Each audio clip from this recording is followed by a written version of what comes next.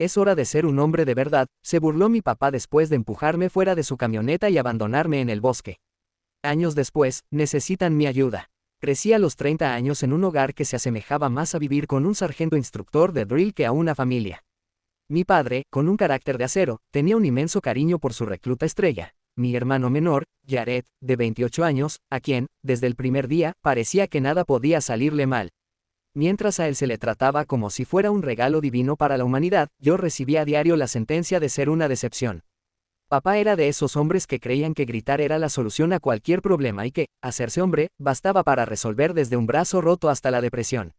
Mi madre, por su parte, nunca se posicionaba en mi favor, siempre tomaba partido por Jared, justificando sus acciones con excusas como, es sensible, o necesita más apoyo, mientras yo luchaba por conseguir un simple aventón a la escuela en días de lluvia intensa. Recuerdo haber tenido que caminar 2 millas en una tormenta eléctrica, lo que terminó en una neumonía. Mi hermana y yo presenciábamos la doble vara de medir de papá. A cada falla mía, se le sumaba un regaño, mientras que Jared, con notable indiferencia, aprovechaba cada ocasión para echarme la culpa de sus propias travesuras. Por ejemplo, cuando tenía 14 años, él borró intencionadamente mi ensayo en la computadora familiar la noche antes de entregarlo. Al intentar explicar la situación a mi profesor, recibí una sanción por dar excusas. No fue el único agravio. En otra ocasión, se robó los $10 que había ahorrado tras semanas cortando césped. Cuando descubrí la caja vacía en su habitación y lo confronté, él corrió a ver a mamá, llorando y acusándome de hurgar en sus cosas. Mamá, realizando una búsqueda superficial, ignoró por completo el nuevo videojuego que había comprado con mi dinero. El favoritismo era tan evidente que, en ocasiones, mi hermana Claire, de 31 años y con la madurez de quien sabe mantenerse al margen, me lanzaba miradas cómplices durante la cena mientras papá me regañaba por detalles absurdos, como no cortar el césped en líneas diagonales perfectas. Ella sabía lo injusto de la situación, pero no la culpo. Papá tenía una forma tan implacable de hacerte lamentar el osar enfrentarlo. Su filosofía para crear hombres de verdad implicaba tratarme de forma miserable, mientras a Jared se le permitía transitar la vida sin mayores esfuerzos. A los 14, me obligó a reconstruir el asterisco de asterisco en pleno verano, mientras Jared se refugiaba en la frescura del interior, jugando videojuegos con el aire acondicionado. Llegué a desmayarme por el calor, y la única respuesta de papá fue arrojarme agua y exigir que siguiera trabajando. La escuela fue mi única vía de escape. Destacaba en matemáticas y ciencias, y mis profesores veían un gran potencial en mí.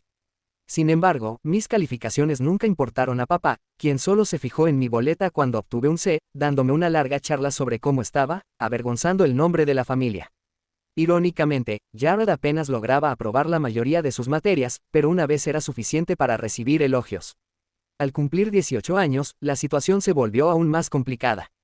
Papá me informó que debía empezar a pagar renta, $600 mensuales, más los servicios y la compra de víveres, mientras que mi niño dorado, Jared, ni un centavo aportaba, ya que se estaba concentrando en su beca de fútbol. Yo, sin embargo, me esforzaba en terminar mi último año de estudios, trabajando 2 empleos, unas 30 a 35 horas semanales, además de las clases, lo que afectó mis calificaciones y redujo mis horas de sueño, apenas 4 o 5 diarias, provocándome intensas migrañas. Ante todo ello, papá simplemente me acusaba de debilidad, y me instaba a endurecerme. Para la graduación, me había transformado en una especie de zombie. Había perdido unos 20 kilogramos y lucía ojeras tan marcadas que parecían golpes en ambos ojos. Mamá, de vez en cuando, mostraba una aparente preocupación cuando papá no estaba, pero nunca actuaba de verdad. Mientras tanto, Jared solía sonreír con suficiencia cuando papá criticaba mi falta de aporte en el hogar, a pesar de estar pagando casi la totalidad de los gastos. Claire, intentando ser solidaria, a veces me ofrecía una bebida energética o se encargaba de alguna tarea, aunque pronto partiría a la universidad, ocupada con sus propios problemas. El aspecto más doloroso era saber que, sin importar cuánto me esforzara, nunca sería suficiente, mientras Jared, con poco o ningún mérito, podía recibir elogios incluso por gestos triviales, como tararear el himno nacional. Yo me desgastaba física y emocionalmente solo para ser catalogado como el fracaso de la familia. Recuerdo claramente el día en que arreglé la camioneta de papá cuando falló el alternador. Pasé todo el sábado averiguándolo, quedé cubierto de grasa y con los nudillos enrojecidos, pero logré que volviera a funcionar. La única respuesta de papá fue un seco, tardaste lo suficiente, sin ni siquiera decirme gracias. Al día siguiente, Jared sacó la basura, y, sin titubear, papá empezó a lavarlo por ser responsable. La doble vara de medir era simplemente inaudita. Aproximadamente 2 meses después de la graduación, ocurrió el colmo. Tras terminar un doble turno en el restaurante y llegar a casa exhausto, solo quería descansar unas horas antes del turno matutino. Sin embargo, al llegar a mi habitación, encontré a Jared usando mis únicas y valiosas botas de trabajo, esas que me costaron el salario de un día y que, además, eran esenciales para evitar ampollas durante jornadas de 8 horas dejándolas cubiertas de barro. Estaba furioso, pero el cansancio me impidió enfrentar la situación. Simplemente le pedí que se las quitara y las limpiara. Con una sonrisa burlona, él pisoteó deliberadamente un charco que había formado en el suelo, y, en ese preciso instante, perdí la paciencia y le grité. Fue entonces cuando papá irrumpió en la habitación como si yo hubiera atentado contra su hijo dorado. Sin inquirir sobre lo sucedido, comenzó a arremeter, diciéndome que debía respetar el espacio de mi hermano y controlar mi ira. Al intentar explicarle que esas botas eran fundamentales para mi trabajo al día siguiente, papá las tomó y, sin mediar palabra, las tiró a la basura, ordenándome que comprara otro par, como si pudiera conseguir dinero de la nada, habiendo destinado casi la totalidad de mis ingresos al alquiler. Finalmente, perdí la compostura y le dije todo lo que había guardado, que su manera de criar era patética, que se complacía en derribarme mientras mimaba a su niño dorado, y que Jared se estaba convirtiendo en un parásito inútil por culpa de su favoritismo.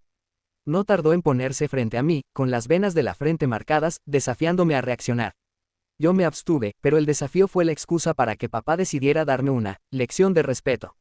Nada simboliza mejor el concepto de familia funcional que ver a tu padre golpeándote por culpa de un par de botas, ¿verdad? Me azotó en la sala mientras mamá llevó a Jared a otra habitación para que no presenciara la escena. Apenas pude salir de allí con una nariz ensangrentada, un labio partido y un notable moretón. Una semana después, sucedió algo extraño. La actitud de papá cambió de manera inexplicable. No es que se hubiese vuelto una persona amable, pero sí se mostró menos brusco de lo habitual. De hecho, me compró unas nuevas botas de trabajo sin mencionar la pelea. Empezó a preguntar por mis empleos e incluso me felicitó cuando arreglé el grifo que goteaba en el baño. Sin embargo, sabía muy bien que, como reza el refrán, los leopardos no cambian sus manchas. Mi padre seguía siendo el mismo hombre con problemas de ira y una calvicie incipiente. Cuando has pasado toda la vida buscando la aprobación paterna, cualquier gesto, por mínimo que sea, se valora como un banquete. Y yo preferí creer que aquella paliza había sido, de alguna manera, un punto de inflexión. Finalmente, un viernes, papá ideó un viaje de pesca, solo él y yo. Con tono paternal, explicó que se había dado cuenta de mi arduo trabajo y deseaba reconectar conmigo antes de que yo siguiera mi camino. Y, en parte, llegué a creerle. Aquel día, decidí faltar al trabajo en ambas ocupaciones, algo que jamás había hecho antes con la excusa preparada. Cargamos el camión de mi papá y emprendimos el viaje hacia un lago ubicado a 3 horas de casa. Durante el trayecto, me convencí de que mi padre estaba reflexionando profundamente, casi como si estuviera en una entrevista con el doctor Phil. Sin embargo, él se mostraba imperturbable, en silencio, lo que me hizo pensar que tal vez estaba organizando sus pensamientos para luego darme una charla paternal.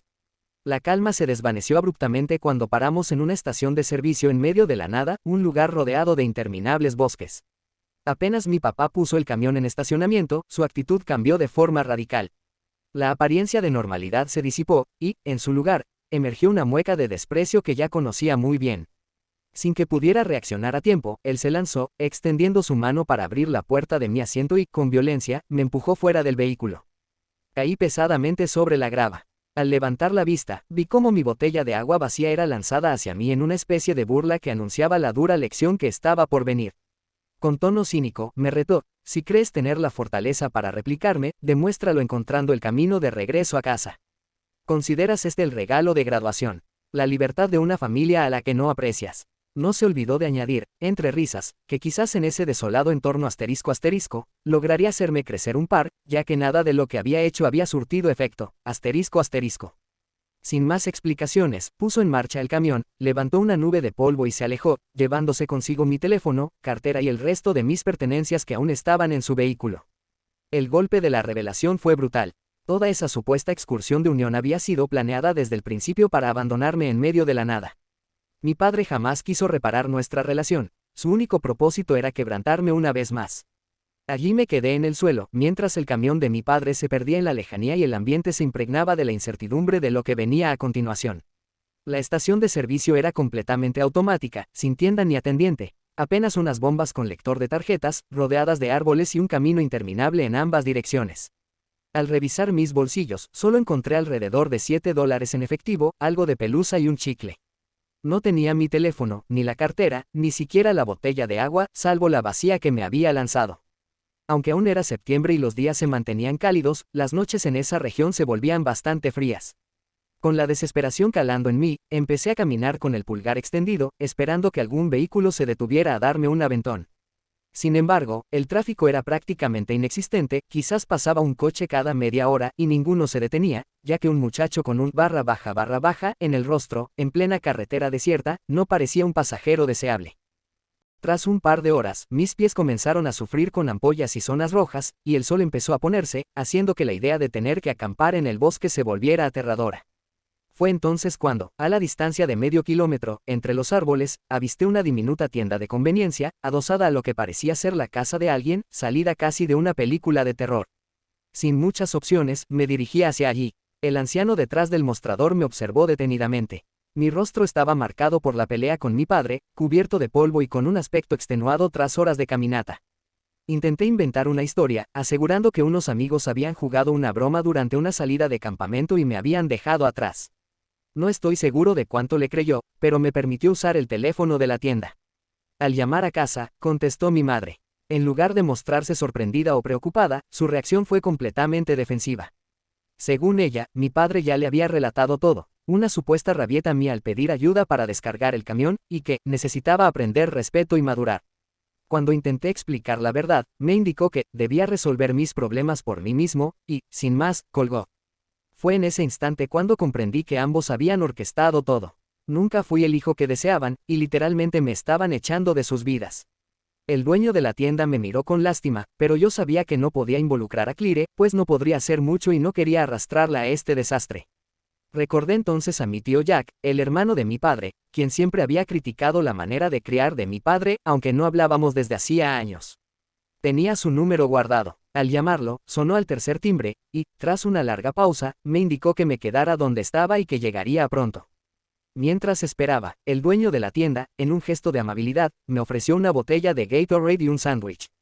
La llegada de mi tío Jack ocurrió casi a medianoche, en su viejo Ford maltrecho. Apenas me vio, me dirigió una breve mirada de reconocimiento y abrió la puerta del pasajero sin decir palabra. Durante el trayecto de regreso, el silencio imperó. Me preguntó si necesitaba atención médica. Al responder negativamente, me inquirió si deseaba conversar sobre lo ocurrido. Respondí que aún no, y así continuamos en una cómoda quietud. A medio camino, pude contener mi pregunta: ¿sabías que mi papá siempre fue así? Siempre supe que tenía un carácter difícil, pero no imaginé que llegaría tan lejos, respondió. Tras un minuto de silencio, mi tío añadió: tu padre siempre sintió envidia de aquellos que no se inclinaban ante él. Continuamos en silencio hasta llegar a la casa de mi tío, situada a unas 2 horas de donde vivían mis padres. Una vez allí, me condujo a lo que usaba como habitación de invitados, en realidad, una especie de oficina con un sofá-cama, asegurándome que al día siguiente intentaríamos resolver lo sucedido. Justo antes de despedirse, se volvió hacia mí y pronunció palabras que aún resuenan en mi memoria. Tu padre no supo cómo lidiar con un hijo que piensa por sí mismo. Esa es su falla, no la tuya.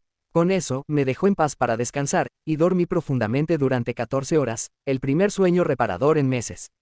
Durante la primera semana en casa de mi tío, me invadía la incertidumbre.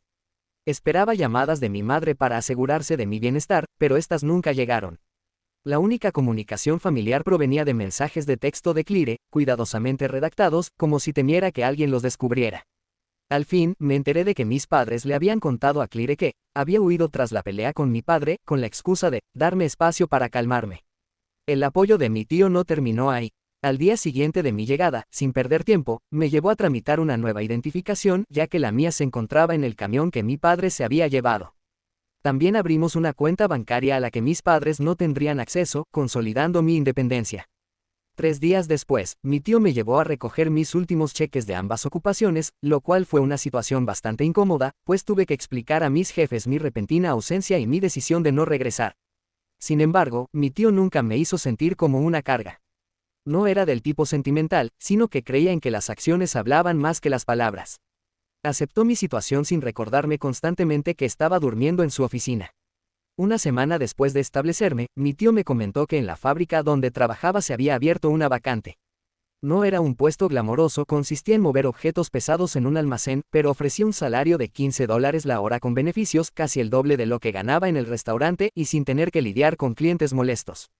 La entrevista fue casi un chiste, dado que el gerente resultó ser un viejo amigo de mi tío. Antes de poner un pie en el trabajo, ya tenía el empleo asegurado.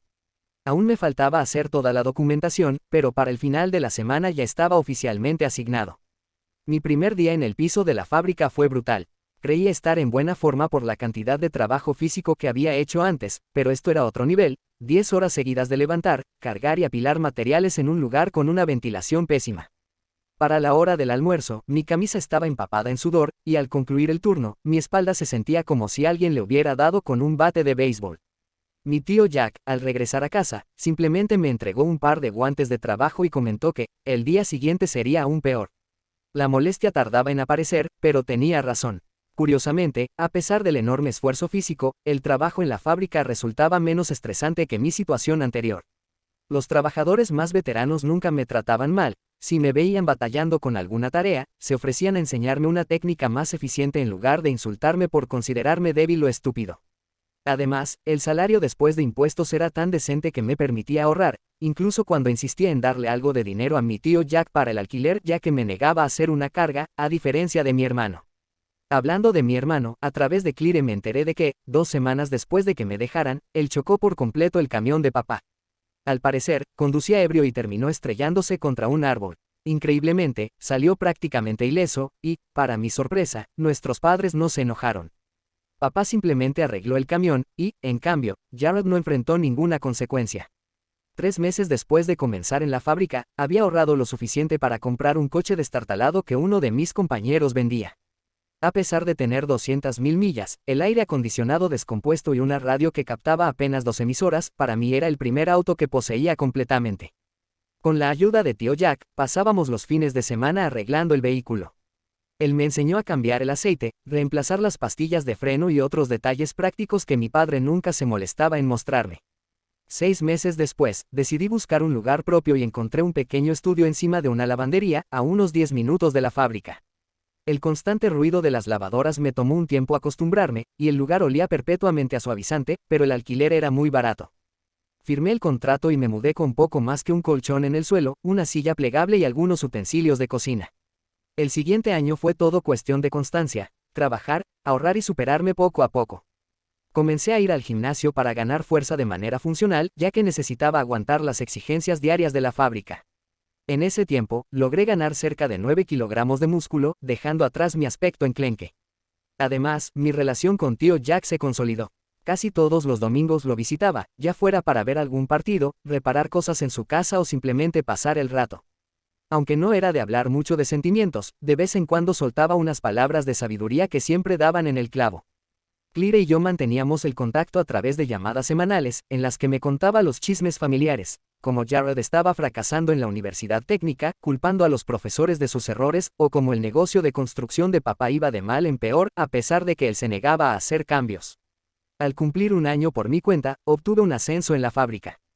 Pasé a ser operador de máquinas, lo que significaba mejor salario, menor esfuerzo físico y un trabajo más técnico con nuevas normativas que aprender. Esa experiencia me abrió los ojos. Todo lo que mi padre me había inculcado sobre ser débil o un fracaso resultó ser completamente falso. Descubrí que era capaz cuando no estaba siendo saboteado por aquellos que se suponía debían apoyarme. Con el tiempo, las cosas empezaron a encajar. A los 24 años, ascendí a supervisor de turno en la fábrica, lo que implicaba una mejora salarial considerable y una mayor responsabilidad. Me encargaba de la programación, el control de calidad y de asegurar que se cumplieran las cuotas de producción, coordinando a unos 15 empleados, muchos de ellos con el doble de mi edad. Aunque algunos seguían viéndome como el sobrino de Jack, poco a poco fui ganándome el respeto. Paralelamente, empecé a tomar clases nocturnas en el colegio comunitario, estudiando administración de empresas. A pesar de trabajar más de 50 horas semanales, los estudios, aunque exigentes, me resultaron más llevaderos que lidiar con las críticas de mi padre. De hecho, saqué calificaciones sobresalientes por primera vez en mi vida. Mientras tanto, Claire seguía informándome sobre el drama familiar, que era un cúmulo de altibajos. El negocio de papá colapsaba, mamá había tenido que conseguir un empleo de medio tiempo y se quejaba constantemente, y Jared se había consolidado como el perfecto desordenado. Había abandonado la universidad, pasado de un trabajo de salario mínimo a otro, acumulado 3 antes de los 22 años, perdido su licencia y se había vuelto completamente dependiente de nuestros padres, además de desarrollar un serio problema con las pastillas. Siempre encontraba a alguien a quien culpar, y nuestros padres, en negación, lo defendían sin reparos. A los 26, fui promovido a gerente de operaciones en la fábrica, responsable de 3 turnos y de la gestión diaria de la planta. Los dueños, ya en sus 60 años y deseosos de semi-retirarse, confiaban en mí para que mantuviera el funcionamiento sin contratiempos. Con este nuevo cargo, me asignaron oficina propia, mejoré mi vivienda, de un estudio a un apartamento de 2 habitaciones, y cambié mi viejo Honda por una nueva Tacoma, además de invertir en muebles de calidad, dejando atrás los artículos de segunda mano. En ese punto, tío Jack era prácticamente la única familia que valoraba. Seguíamos con nuestra rutina dominical, y yo intentaba retribuirle todo lo que había hecho por mí, aunque él siempre minimizaba mis esfuerzos, diciendo que la familia no se lleva cuentas. Mientras tanto, Claire se graduó y consiguió un trabajo en marketing a 1 hora de mi casa. No se mudó conmigo, pero nos reuníamos para cenar cada 2 semanas, lo cual era reconfortante, pues veía cómo ella forjaba su propio camino, manteniendo a raya a nuestros padres para preservar su salud mental. A los 28, tomé la mayor apuesta de mi vida. Los dueños de la fábrica comentaron que estaban pensando en vender el negocio y retirarse por completo.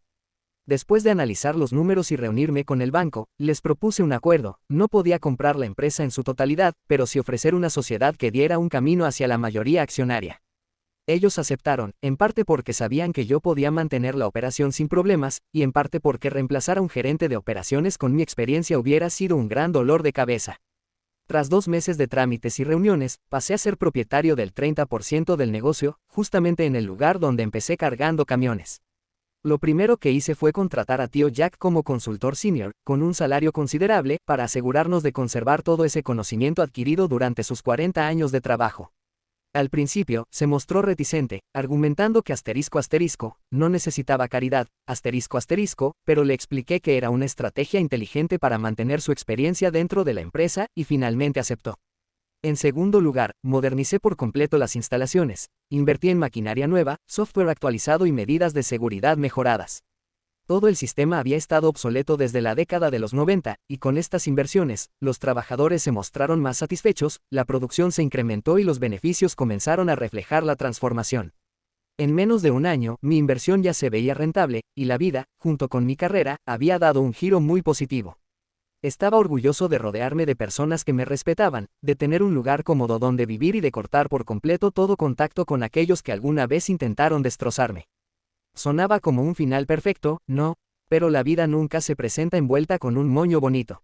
Una noche de miércoles, Claire, mi hermana, me llamó a 1 hora que no era la habitual para ponernos al día, así que de inmediato supe que pasaba algo. ¿Has revisado tu correo electrónico hoy?, preguntó con un tono extraño.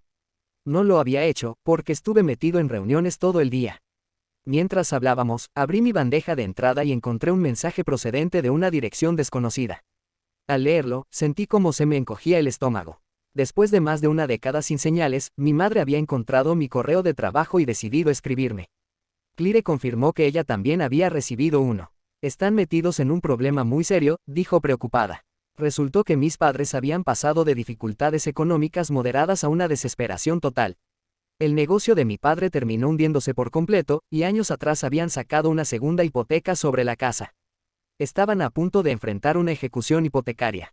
Como guinda del pastel, habían estado apostando en casinos hasta el punto de empeñar el anillo de bodas de mi madre. Estaban convencidos de que con un golpe de suerte, podrían salir del hoyo. Y ahí entra Jared, mi hermano, que a sus 28 años seguía viviendo en casa, había acumulado deudas enormes con gente a la que no querías deberle nada, falsificado la firma de mi padre en documentos de préstamos y hasta usado sus tarjetas de crédito sin permiso. Con todo esto, el castillo de naipes se les vino abajo.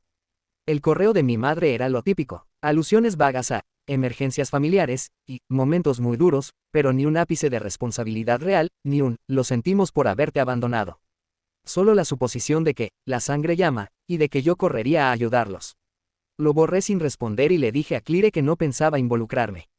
Ella lo comprendió, pero se notaba que estaba agobiada. Mis padres la presionaban para que me hiciera entrar en razón, ya que era la única en contacto con ambas partes. Esa noche, apenas dormí. No por culpa ni remordimiento, sino porque me parecía demasiado predecible todo lo que estaba sucediendo. Ver cómo su vida se venía abajo era la consecuencia natural de sus propias decisiones. Mi padre me pasó años aplastando mi autoestima mientras convertía a Jared en el hijo de oro. Ahora, yo estaba prosperando, y Jared había terminado hundiéndose, llevándose a mis padres con él.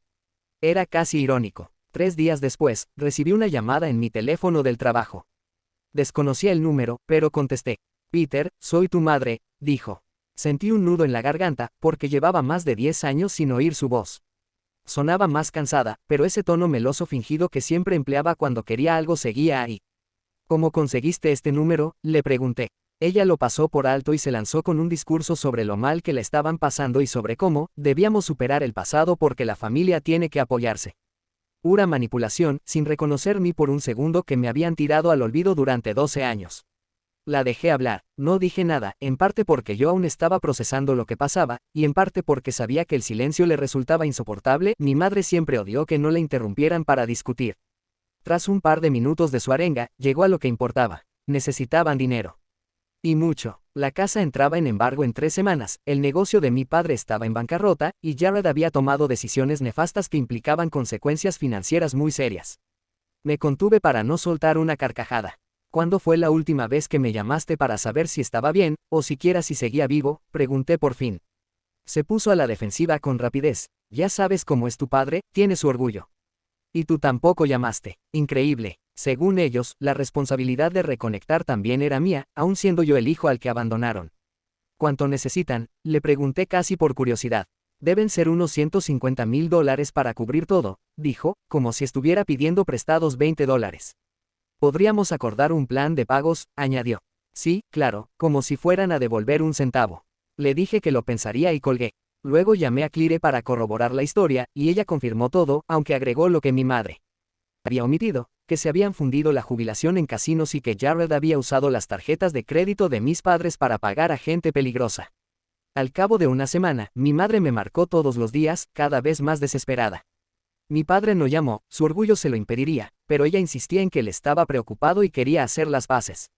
No me creí una palabra. Finalmente, para cerrar el asunto de una vez, le dije que los vería ese viernes en mi oficina para hablar de opciones. En realidad, no pensaba darles ni $1, pero quería verlos cara a cara. Tal vez una parte de mí ansiaba un cierre definitivo, o quizás deseaba que vieran lo que yo había logrado sin su ayuda. En todo caso, necesitaba terminar de escribir ese capítulo de mi vida. Llegó el viernes, y ellos se presentaron en la fábrica que cofundé y de la cual soy copropietario, con puntualidad. Los vi desde la ventana de mi oficina. Mi padre, demacrado y con una postura derrotada que nunca le había visto antes. Mi madre, con el cabello completamente canoso. Pedí a mi asistente que los condujera hasta mi despacho. Sus expresiones al verme tras ese gran escritorio, con vistas panorámicas y varios reconocimientos en la pared, casi compensaban todo el infierno que me habían hecho pasar. Mi padre echaba vistazos nerviosos a los premios y el ventanal, mientras mi madre me sonreía con falsedad, claramente calculando cuánto dinero podría sacarme. Peter, te ves muy bien, comenzó ella. Hemos pensado tanto en ti. Ni me molesté con saludos formales. Fui directo al grano. Bien, necesitan $150,000 para que no pierdan la casa. Jared la volvió a liar, y se han quedado sin opciones. No, por fin habló mi padre. La economía golpeó duro, mi negocio, hicimos algunas inversiones que no funcionaron. Ni siquiera capaz de admitir que lo perdieron todo en apuestas, le solté lo que Claire me había contado, lo de los casinos, lo de Jared robándoles, la segunda hipoteca. Se quedaron callados. Mi madre se recompuso primero. Todo el mundo comete errores, pero seguimos siendo familia. La familia se apoya en los momentos más duros. Ah, sí, repliqué. Porque no parecía que fuera familia cuando me dejaron abandonado en medio del bosque con la ropa que llevaba puesta, o cuando papá me reventaba a golpes por un par de botas de trabajo, o cuando ustedes me colgaron el teléfono cuando los llamé pidiendo ayuda. Vi cómo mi padre apretaba la mandíbula. Se puso colorado de rabia, pero contestó. Eso era diferente. Tenías que volverte un hombre. Y Jared, que necesitaba aprender, porque lo sacaron de cada lío, le permitieron robarles, estrellar su camioneta, y siempre lo encubrieron. Silencio incómodo. Me armé de paciencia. Muy bien. Quieren $150,000 para recuperar la casa. Perfecto. Les ofrezco $250,000, $150,000 para salvar la vivienda y otros $100,000 para su jubilación.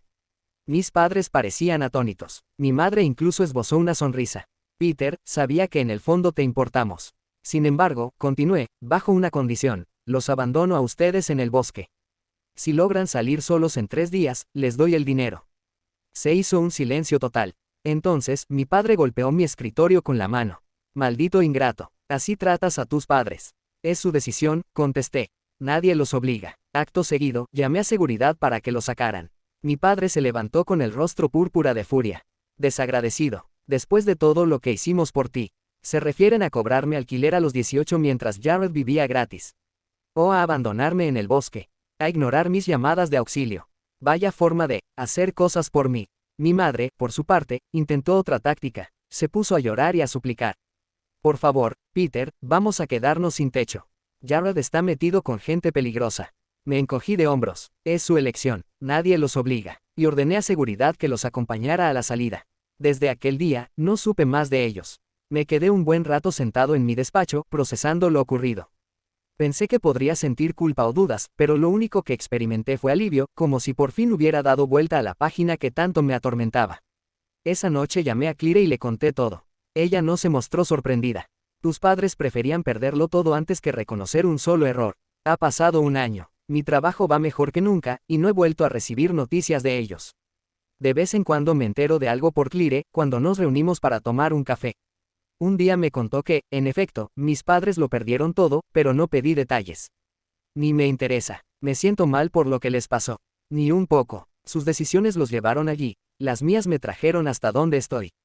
Intentaron hundirme, pero yo terminé edificando algo más grande de lo que jamás tuvieron. Mi verdadera venganza no fue quitarles nada, sino triunfar lo suficiente para que vivan con la conciencia de haberme desechado. Algunas relaciones se cortan para siempre por buenas razones, y eso está bien. Actualización. Me desperté con el teléfono lleno de mensajes privados. No esperaba tanta atención ni comentarios. Gracias por leer hasta el final y por todos los reconocimientos. No he sabido nada de Jared. Ni me interesa. Nunca fuimos cercanos, ni siquiera antes de todo este desastre. Sigo siendo copropietario de la fábrica, y las cosas marchan muy bien.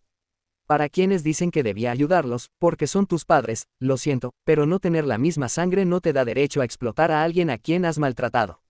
Ellos tuvieron la oportunidad de reconocer lo que hicieron, y ni siquiera lo intentaron. Tampoco pienso que fui demasiado duro. Abandonarme en un bosque para darme una lección superó límites.